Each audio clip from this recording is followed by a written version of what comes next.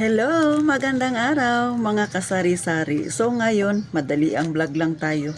Gusto ko lang ipakita sa inyo ha, yung mga nire-repack-repack na titintin. Medyo pawisan pa ako kasi katatapos ko lang magluto ng mani mga kasari. So yung adobong mani. Dahil may naghahanap na sa customer ko kung mayroon na raw akong naluto. So, ang mani, nire-repack ko lang yan sa pamamagitan ng kutsara, tansya-tansya lang talaga. Pero syempre may mga plastic tayong gamit. So ito ipapakita ko sa inyo. So medyo makapal siya. So ito yung repakan ko ng mani, 5 piso. Kasi syempre mas abot kaya nila. Tapos sinisealed ko lang siya gamit yung apoy na nasa kandila. O di ba uso-uso pa rin yung gano'n mga kasari. Next, sa ano naman, mantika, asin, tapos asukal na tagli 5 piso, asin na 10 piso. So ganito yung gamit kong plastic. Medyo mahaba siya pero medyo may kanipisan mga kasari. Kaya medyo ingat sa pagre-repack. Mura lang naman to siya. So pag nagre-repack ka talaga, kailangan mo yung mga ganitong plastic kasi nga syempre, usong-uso yung mahilig bumili ng mga repack-repack mga kasari. So ganon. Maliban pa dyan, yung aking ginagamit na syempre pag nagre-repack ka ng katulad ng mantika, tapos toyo, minsan ganun, meron kang dapat na takalan, tinatawag nila. So meron ako para matansya ko talaga yung pare-parehas yung kanilang dami. So ito, nakuha ko lang ito sa gamot ng pamangkin ko. So ang 5 piso ko nito ay isang ganito, tapos dito halos kalahati. Yun ang 5 piso ko. Pero pagka bibili siya ng 10 piso, yung isang bilihan talaga na 10 piso, dinadamihan ko siya mga kasari kasi gusto kong isipin nila na pag 10 piso pala mas marami. So sa susunod, mas gusto nilang bumili ng 10 piso, di ba? Mga simpleng tricks lang yan sa mga customer para mapadaling maubos yung iyong paninda. Kasi syempre kung tag 5-5 o ilang plastic yung magagamit mo, kung 10 piso bibili niya, tag 5-5 ang bibigay mo, dalawa. Pero kung 10 piso kaagad ang bilihin niya, mas marami yung mantika. So syempre kahit ikaw, 'di ba? O di doon ka na lang sa 10 kasi may sobra pa siya ulit na kalahati. Ako sinasabi ko yan sa customer ko. Bili ka na lang ng 10 kasi mas marami yung 10 kasi nga ang 5 piso isa't kalahati lang nito. Kung 10 piso, di ba, dapat ay 3 ganito lang. Pero pagka 10 piso talagang bibilihin niya, pinapasobrahan ko pa siya ng kalahati. So sayang din yung kalahati na yan. So ganun yung aking ginagawa na mga simpleng trick sa aking mga customer, di ba? Para lumaki ang yung benta, mga kasari. So dagdag yan ha. Para mapalaki mo kaagad ang iyong benta. Next, sa asukal, mga ano na yan, mga cornstarch, mga all-purpose harina, all-purpose flour, ganun. Ano ba yung ginagamit na timbangan? So, syempre, ang 5 piso, magkano lang naman yun? So, para pare-parehas talaga. So, bumili ako ng timbangan talaga. Mga ganyan na to siya kasari. So, 2022 ko pa to. Diba nilagyan ko pa ng date no? December 2, 2022 ko siya binili. So, ganun ako sa mga gamit ko. Nilalagyan ko ng date. So, syempre, kailan ko lang ito binili mga kasari. Pero nung baguhan pa lang ako sa pagtitinda, syempre, wala pa akong ganito. So, ganito yung itsura niya mga kasari. So, di ba? Tapos may dalawa siyang battery. So, mas madali kasi pagka ganito na may timbangan kang ganito para sa mga asukal, asin, harina, kasi nga mas tansyado mo. At saka syempre, kung bibili ka ng kalahating kilo, tapos i-divide mo lang yun siya sa kung ilan na ang iyong di ba? So, mas madali ka makakapresyo. Tsaka malalaman mo kagad kung magkano ang yung tutubuin. Kahit na kalahating kilo lang yan na binili mo mga kasari. So, ganun lang po ako sa aking tindahan. Bagamat mga simpleng tricks lang to mga kasari. Simpleng tips pero malaki po ang naitutulong nito sa mga may sari-sari store. Isa rin ito sa nagiging dahilan bakit madali nating mapalago ang ating sari-sari store. Kasi nga, ang mga ripak-ripak na yan, malaki ang iyong tinutubo.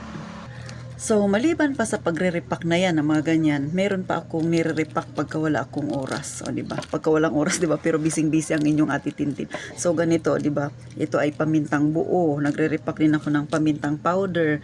Tapos, ito yung nilalagay sa damit, anyel. So, ako, bumibili ako ng mga kalahating kilo siguro. Habang walang ginagawa, tiyaga-tiyaga, lalo sa hapon.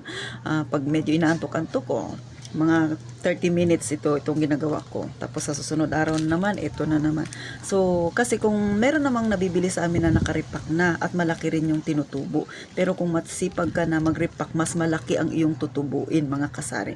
Pero, kung may pampuhunan ka na talaga, saka ka na bumili ng mga 1 kilo na ganito. Pero kung nagsisimula ka pa lang, katulad sa akin noon, nagsisimula pa lang ako, hindi ko siya may advice na bumili kayo kaagad nito kasi syempre hindi nyo pagamay yung inyong customer. Pero pagkagamay nyo na, pwede na. At saka, syempre, mamumuhunan ka rin sa ganito kasi medyo may kamahalan din kahit papano. Pero, malaki po ang tubo. Tiyagaan na lang din talaga. Lalo na itong mga ganito, mga paminta, at saka bawang. Ako lang din ang nagre-repack. Tapos, bumili lang ako ng stapler, yung pinakamaliit lang. So, yun ang aking ginagawa, mga kasari. Habang walang customer, so ganito. Kaya nga sabi ko sa inyo, yung pagtitinda dapat nasa puso, tiyagaan, masinop, at saka talagang yung kung naiinip ka minsan, gumawa ka ng mga bagay na makakatulong sa tindahan mo para matanggal yung kaunting kainipan mo, para maging busy ka. At saka higit sa lahat talaga sa totoo lang, dapat ito yung gusto mo. Kasi nga mahirap magtinda na hindi mo gusto. Kasi yung pagtitindahan kung sa salita pa namin yung makuti sa Bisaya pa ganun, mga kasari, o di ba lumalabas yung pagiging Bisaya ni Ate Tintin, yung mabusisi. So ganun, mga kasari, yung ganun ang tindahan, lalo na sa ripak-ripak. Pero syempre ako, masaya ako kasi ito yung gusto ko. At saka sanay naman ako na wala akong kausap, na mag-isa ako kahit noon pa. Ganun ako, mga kasari. Hindi ako sanay sa lakwatsa, kaya ngayon tindahan yung napili ko kasi mahilig ako na nasa bahay lang, mayroon ako mga binubuting-ting. At saka sa totoo lang, mga kasari, kung sa re-repakin lang, trabaho lang ng tindahan, napakarami mong pwedeng repakin. Ako may repack ako na margarine, may repack ako ng munggo, di ba, mga kasari? Tapos bumibili ako ng tuyo, nire-repack ko rin. Ang pag-repack ko kasi, mga kasari, yung abot kaya ng mga surroundings ko, gaya nga ng mga naipayo ko sa mga nakaraan kong vlog. Huwag kang magre-repack na medyo mataas ang presyo. Babaan mo siya, pero syempre doon sa kikita ka pa din. At least mabilis siyang ma-dispose mo siya ng mabilisan. Kasi nga, kung magbebenta ka, yun nga, yung sabi ko sa inyo, bote-bote, o kaya yung medyo maramihan, depende yan sa mga nakapaligid sa inyo. Kasi kung ang tindahan mo ay subdivision, abay, bihira ang mahilig sa ripak-ripak dyan, kadalasan di bote ang bibilhin. Pero katulad sa amin, talaga yung buhay dito ay nasa masa, yung pamumuhay ng mga tao ay talagang sinasabi mo yung mga kagaya mo rin na mahirap din, na minsan may kita, minsan hindi ganun kagandahan ang kita. So tumatakbo sila doon sa salitang ripak. Kasi syempre pilit na pinagkakasya lang yung kanilang kinikita. So ganun po, mga kasari. Kaya sa amin dito, uso talaga yung ripak-ripak kasi ganun yung environment sa amin. Sa totoo lang, sa araw-araw may mga customer ka na bibili ng 5 pisong sibuyas, pisong bawang, pisong paminta, mga kasari. So ganun, mas nakakapagod, di ba, pa piso-piso. Pero wala kang magagawa kasi ganun yung environment mo, yun yung mga customer mo na nandyan.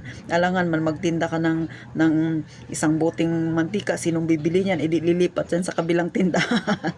So ganun, kung ano yung gusto ni customer at abot kaya niya na bilhin, pasundan mo kasi syempre tansyahin mo rin, nakikita ka kasi yun yung uso dyan, di ba? Yung mga katulad ko na nagbablog, depende rin kasi yan sa area nila. Sa area nila yung mabibenta, yung dibote. So gaya nga nang nasabi ko, depende yan sa area ninyo, sa location ninyo. Since ang location namin ay ganito, mahilig sa ripak yung tao. So ganun talaga, pasusundan mo si customer. So sana sa mga bago pa lang dyan na may tindahan, nakakuha kayo ng tips, mga kasari, ha. Sa mga walang tindahan at gustong magkatindahan, yan yung una ninyong alamin. Ano ba yung hilig ng mga tao dyan sa inyo na binibili? Kasi kung dibote, ay maganda yan. Pero kung repack, talagang repack is life. Talagang magtsatsaga kang magrepack kagaya ng dito sa amin. So thank you po sa inyong panonood, sa inyong Ate Tintin. Sana po lagi kayong mag-iingat, mga kasari. At saka syempre, pa-like na lang, pa-subscribe, mga kasari, para dumami tayo at makapag-inspire pa tayo ng mga kagaya rin natin ang kalagayan ng pamumuhay, ha, mga kasari. At syempre pa, dumami pa sana tayo mga kasari para kahit papano sama-sama tayong umangat kahit paunti-unti ha mga kasari. So paano mga kasari, sa susunod muli ng mga vlog na aking i-upload magkita-kita tayo. Bye mga kasari!